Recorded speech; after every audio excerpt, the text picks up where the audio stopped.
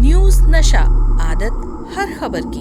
दोस्तों नमस्कार, मैं अभिलाष अवस्थी थर्ड एम्पायर कार्यक्रम में आपका स्वागत करता हूं। मित्रों, कल से बल्कि रविवार से एक सनसनी फैली हुई है महाराष्ट्र में। एक खबर ऐसी है, लेकिन चलिए उस खबर को बताने के पहले मैं आपको ले जाना चाहता हूं कुछ ऐसे क्रियाकलाप जो भारतीय जनता पार्टी के नेताओं से जुड़े हुए हैं। मैं आपको याद दिला दूं, इनका शायद टिकट कट चुका है। कैसरगंज के मेंबर ऑफ पार्लियामेंट, जो कुश्ती संघ के भी अध्यक्ष रहे, भाजपा सांसद ब्रजभूषण शरण सिंह पर देश का जो तमाम गौरव, जो तमाम पुरस्कार लेके आई तमाम बच्चियां, उन बच्चियों के यौन शोषण का आरोप है। FIR भी हुई, लेकिन उस पर कुछ नहीं हुआ, कोई आगे बात नहीं बढ़ी। उसमें एक नाबालिग भी थी, लेकिन वो सब मैनिपुलेट हो गया। और अभी जो है एक साहब ने, उपेंद्र सिंह रावत हैं, बाराबंकी से शायद सांसद हैं, उन्होंने टिकट अपना वापस कर दिया। बताइए, भाजपा की टिकट, वो भी उत्तर प्रदेश में मिलना कितना मुश्किल। वो उनको टिकट मिली, उपेंद्र सिंह रावत जी को, उन्होंने टिकट वापस कर दी। क्यों? क्योंकि एक दो दिन पहले ही उनका जो है एक अश्लील वीडियो वायरल हो गया था, सेक्स वीडियो वायरल हो गया था। तो वो इतना डर गए कि हम जनता को कैसे फेस करेंगे, और सीधे जाकर उन्होंने अपना टिकट सरेंडर कर दिया और टिकट वापस कर दिया। तीसरा, यूपी के ही देखिए, देश के गृह राज्य मंत्री थे, भगवाधारी थे, अभी उनको स्वामी चिन्मयानंद कहते थे। अब ये क्या है ना, जैसे आसाराम बापू और ये राम रहीम और चिन्मयानंद, इनके साथ अब योगी और स्वामी और ये सब लगाने का बड़ा मतलब नहीं लगता। तो स्वामी चिन्मयानंद क्या मतलब, चिन्मयानंद ही गृह राज्य मंत्री थे केंद्र सरकार में।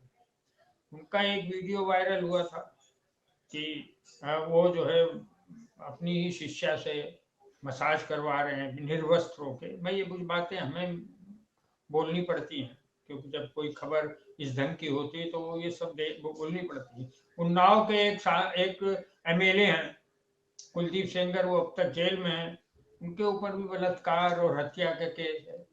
और भाजपा के तमाम जनप्रतिनिधि ऐसे हैं जिन्होंने इस ढंग के कीर्तिमान स्थापित किए होंगे और दलों में। अब अगर आप देखें तो आप हाथरस का केस मुझे अचानक याद आया। वो लड़की के साथ बलात्कार हुआ, उस लड़की को के साथ को मार दिया गया, और उसके बाद क्या हुआ, उस लड़की को का शव उसके घर के पिछवाड़े ही जला दिया गया। मतलब जब कोई प्रमाण ही नहीं रहेगा तो सब खत्म हो जाएगा। तो ये, हालांकि वो दलित लड़की थी।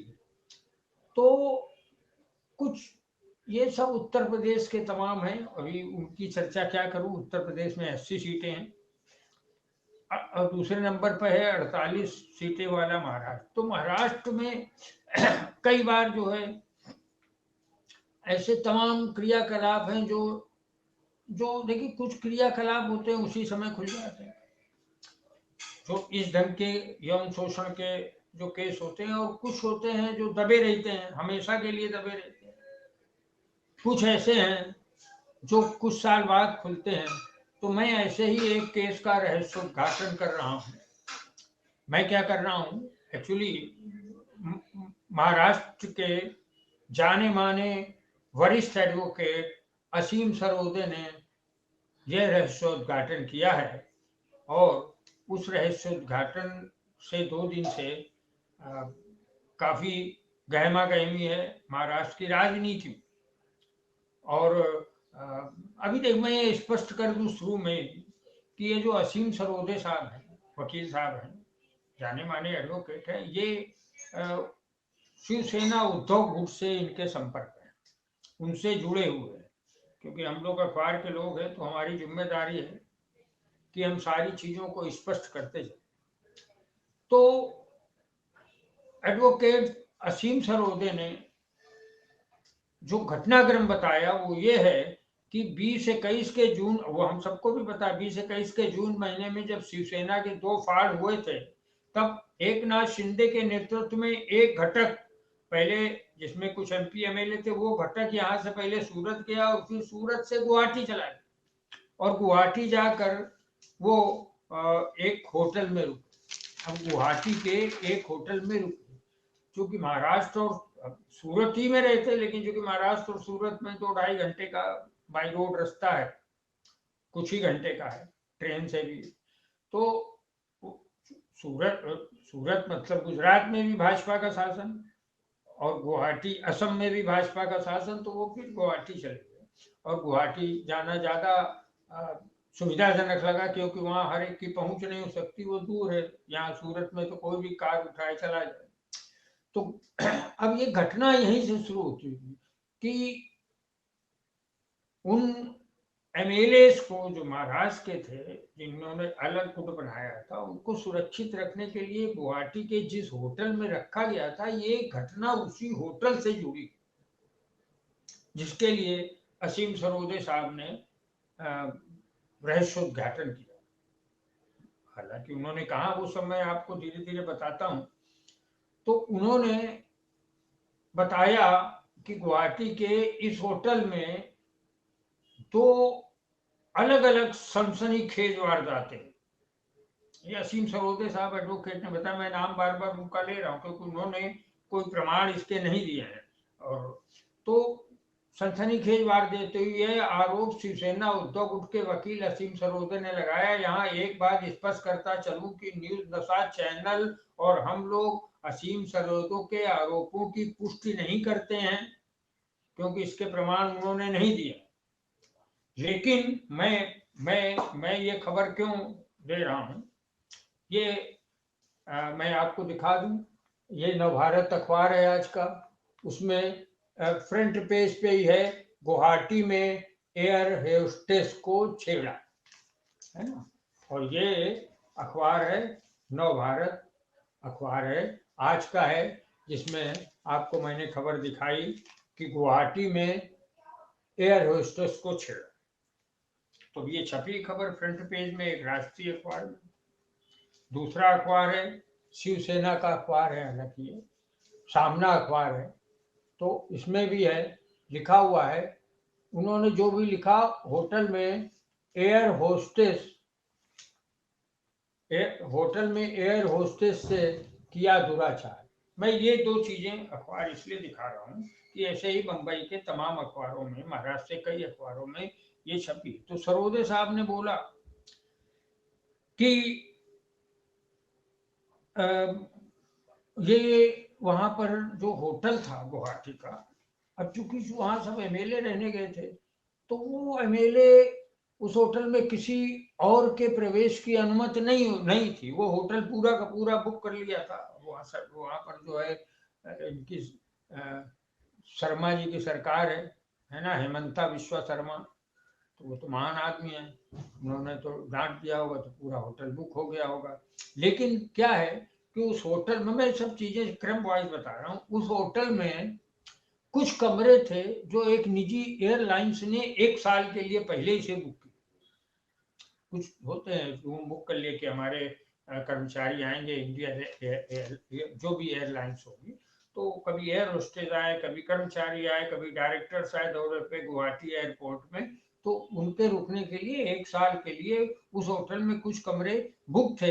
तो जब वहां पर इस गुट ने, शिवसेना के बागी गुट ने जब वहां बुकिंग करवाई, या जिसने भी कराई, तो उसमें एक चीज हो गई कि उन्होंने कहा, भाई ये तो हमारे एडवांस बुकिंग है, तो हम इसे कॉन्ट्रैक्ट को हम तोड़ नहीं सकते। तो उन्होंने वो कमरे आरक्षित रख के बाकी कमरे बागी विधायकों को दे दिए। इतना पिक्चर थोड़ी सी क्लियर होगी, क्योंकि ये बुकिंग बहुत पहले से थी, ताकि एयरलाइंस के अधिकारी कर्मचारी सब वहां रुकते थे। एक सूचना के अनुसार, मैं वो भी बता रहा हूँ, एयरलाइंस का नाम क्या क्या है, एक स्पाइस जेट है और एक इंडिगो। इन दोनों ने ही कुछ कमरे उस होटल में आरक्षित कर 1 साल की बुकिंग करा के रखी थी। और जो भी उनके एयर होस्टेस, कर्मचारी, डायरेक्टर्स और इंजीनियर्स और क्राफ्ट डिजाइनर, ये सब आते थे, वो वहीं रुकते थे। तो ये 1 साल के लिए अनुबंधित थे ये पूरा। अब वहीं पर जाकर MLA रुके। तो इतनी घटना किसने बताई हमें? फिर मैं आता हूं। ये ये बताई है उद्धव गुट के वकील असीम सरोदे ने। कहा बताई? धाराशिव में एक निर्भय बनो कार्यक्रम था, उसमें वो बोल रहे थे और उन्होंने तब ये सनसनीखेज आरोप लगाए। मैं धीरे धीरे उन आरोपों की तरफ, क्योंकि 2 साल हो चुके इस घटना को, 2 साल हो चुके। 2 साल के बाद अभी आप देखना पड़ेगा ना भाई। अभी घटना तो गुवाहाटी की है, हेमंत विश्व शर्मा की सरकार तो एफआईआर करेगी नहीं, तो क्या वो होटल वाले ने एफआईआर कराने की कोशिश की या नहीं, इसकी सूचना नहीं है। या फिर जो असीम सरोदे बोलते हैं कि कुछ विधायकों ने उस वहां पर एक एयर होस्टेस रुकी थी, उसके साथ उन्होंने छेड़छाड़ की कोशिश की। बहुत स्पष्ट उन्होंने बोला, उन्होंने ये नहीं बोला कि छेड़छाड़, और हम भी उसी भाषा का उपयोग भी कर मैं उन्हीं की भाषा ला रहा हूँ। उन्होंने छेड़छाड़ की कोशिश की। उन्होंने कहा कि हालांकि उन्होंने कहा कि नशे में धुत किन विधायकों ने यह हरकत की, ये महाराष्ट्र की जनता को जानना चाहिए। ये उद्धव गुट की मांग है। एडवोकेट असीम सरोदे ने यह भी कहा कि गुवाहाटी के जिस होटल में ये एमएलए रुके थे, क्योंकि एक इल्जाम तो उन्होंने लगाया कि पहले तो वहां पर एक एयर होस्टेस रुकी थी, उस एयर होस्टेस के साथ इन्होंने छेड़छाड़ की कोशिश की। दूसरा इन्होंने एक और इल्जाम लगाया, 2 इल्जाम लगाए। दूसरा इल्जाम उन्होंने बोला कि एक एमएलए उस गुवाहाटी के होटल से चुपचाप भाग निकला था। तो ये जब पता चला होटल में लोग उपस्थित बागी विधायकों को, तो उन्होंने पीछा किया और जाके 8 किलोमीटर दूर जाकर उस विधायक को पकड़ा और वापस ले आया। फिर असीम सरोदे का वक्तव्य आता है कि उस विधायक को पीटा इन लोगों ने और उसके साथ एक और एमएलए की पिटाई की। उनके 2 आरोप सामने आए हैं एडवोकेट असीम सरोदे के, कि पहला तो एयर होस्टेस जो वहां रुकी थी उसके साथ छेड़छाड़ की कोशिश हुई, और दूसरा कि 2 विधायकों के साथ मारपीट हुई इसी होटल में, ऐसा उन्होंने आरोप लगाया। तो असीम सरोदे ने ये जो बात बोली, और उन्होंने बड़े स्पष्ट रूप से, चूंकि निर्भय बनो कार्यक्रम था धाराशिव में, तो उन्होंने 2 साल के बाद, हालांकि ऐसा मुझे तो कानून ज्यादा नहीं पता है कि 2 साल के बाद किसी घटना की एफआईआर होती है कि नहीं, मुझे नहीं लगता है कि शायद नहीं होती है। इस घटना के 2 साल बीत चुके हैं, फिर भी गुवाहाटी कांड की चर्चा महाराष्ट्र में गाहे बगाहे होती है। एडवोकेट असीम सरोदे ने इन घटनाओं को प्रमाण तो नहीं दिए हैं, मगर जांच की मांग जरूर की है। तो शिवसेना विभाजन के समय विद्रोह कर गुवाहाटी के होटल में रहने गए गुट पर उद्धव ठाकरे गुट के एक वकील ने खुली सभा में 2 आरोप लगाए कि एयर होस्टेस के साथ यौन शोषण की कोशिश हुई, दूसरा 2 एमएलए की पिटाई हुई। चुनाव के 2 महीने पूर्व, देखिए वहां 48 सीटें हैं, चुनाव के 2 महीने पूर्व ऐसी सनसनीखेज खबरों से क्या चुनाव में कोई फर्क पड़ने वाला है? तो ये तो सब वोटर तय करेंगे। लेकिन अभी जो परिस्थिति है यहाँ की, वो परिस्थिति ये है कि तीनों मतलब जैसे शिवसेना शिंदे, भारतीय जनता पार्टी और अजीत पवार गुट, तीनों जो हैं ये गुटों में बड़ा संघर्ष चल रहा है सीट विभाजन को लेके। अभी नड्डा साहब आए हैं आज, और आज शायद अमित शाह भी आने वाले हैं। वो आकर इसमें बोलेगा, वो अमित शाह आएंगे, अरे भाई अमित शाह आएंगे तो शिंदे गुट को भी मानना, अजीत पवार गुट को भी मानना ही पड़ेगा, क्योंकि ईडी की फाइलें जो दिखा कर वहां विभाजन कराया गया था, वो ईडी की फाइलें तो अभी भी सुरक्षित हैं, छगन भुजबल की तरह खो नहीं गई। इसलिए वो उनका जो सीटों की शेयरिंग है वो तो हो ही जाएगी, लेकिन सीटों की शेयरिंग के बाद क्या ये लग रहा है, क्या ये समझा जाए कि अगला लोकसभा जो 48 सीटें हैं और 48 सीटें हैं महाराष्ट्र में, तो क्या एयर होस्टेस के साथ छेड़छाड़ की ये घटना प्रचार का रूप लेगी? क्या फिर हमें किसी नए तरीके से इस स्कैंडल को सामने लाने की जरूरत होगी? चुनाव का मुद्दा महाराष्ट्र में ये बनेगी या नहीं, ये तो हमें देखना है आगे चलकर। तो मैं आपको आज महाराष्ट्र की सनसनीखेज, यहाँ पर काफी सनसनी है इस बात को लेकर, अखबारों में छप रहा है, हिंदी, इंग्लिश, मराठी, गुजराती अखबारों में छप रहा है।